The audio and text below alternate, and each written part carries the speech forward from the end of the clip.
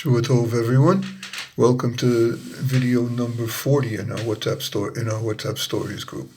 Let me take this opportunity to wish everyone a meaningful, fruitful, and enjoyable Tu B'Shvat, Rosh Hashanah day for fruit trees in Israel.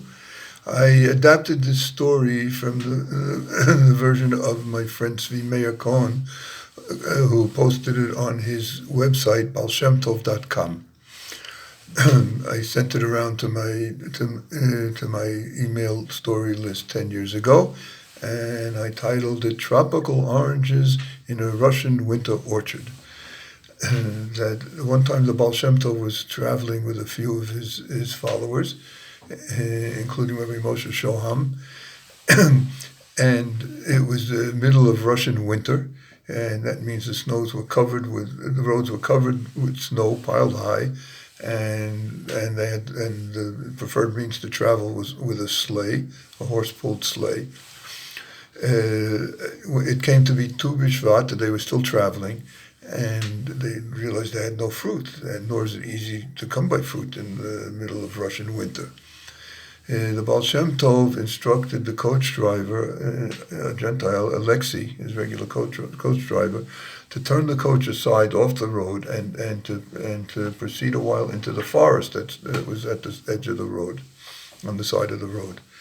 So they drove in, and after a little while they came upon a clearing with no snow, green, and with trees, with fruit trees, an orchard of fruit trees. And the climate was mild. They couldn't believe it. But on the other hand, they were used to miracles with the Baal Shem Tov, so they didn't think that much about it.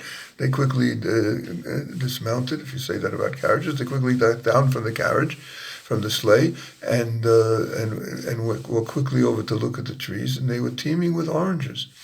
So they each took an orange and said the blessing Shechianu, as well as the blessing Borei Priya Eitz, Shechianu for the new fruit, first time of the year, and they ate the oranges in honor of Tu B'Shvat, and it was a special treat.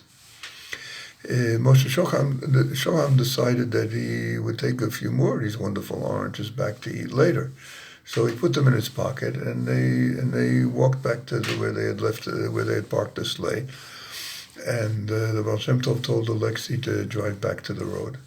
They get back on the road. But when they got back on the road, the Baal Shem Tov instructed Alexei to not start driving yet. He would like to rest for a little while. The Baal Shem Tov would like to rest for a little while. And let the sleigh be still. So Moshe Shoham had a good idea. While the Baal Shem Tov is resting, he'll walk back to this wonderful orchard and pick even more oranges. Oranges in Russia in the winter, it's not so easy to come by. So he walked back into the woods, but he couldn't find the orchard.